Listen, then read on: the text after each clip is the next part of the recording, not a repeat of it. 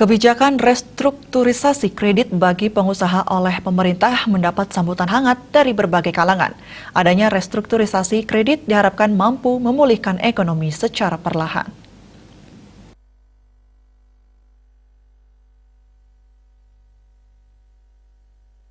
Banyak kalangan pengusaha di Bali bergerak di sektor pariwisata. Dengan demikian, pengusaha di Bali masih merasakan dampak pandemi COVID-19.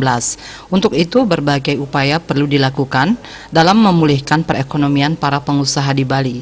Pemerintah sudah mengeluarkan kebijakan restrukturisasi kredit bagi pengusaha. Hal tersebut diharapkan mampu memulihkan perekonomian para pengusaha di Bali secara perlahan. Sektor pariwisata sampai saat ini belum menunjukkan pergerakan yang baik.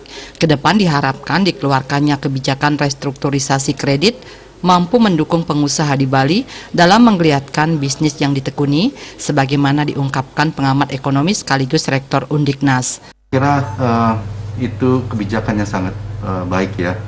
Jadi restrukturisasi kredit itu adalah suatu upaya ya, kegiatan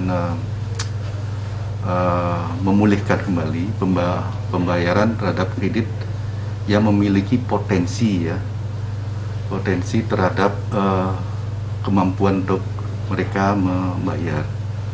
Jadi restrukturisasi memiliki tujuan bagaimana usaha itu bisa kembali sehat, ya, kembali sehat.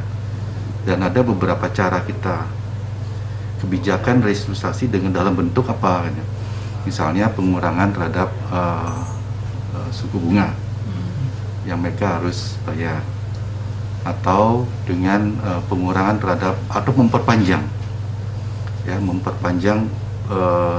pembayaran tunggakan yang mesti harus mereka bayarkan, atau mengurangi bunga dan pokok yang mesti mereka bayar.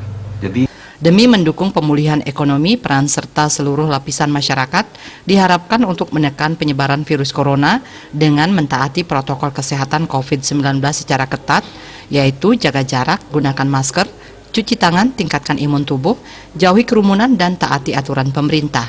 Desak Aryani, Bali TV.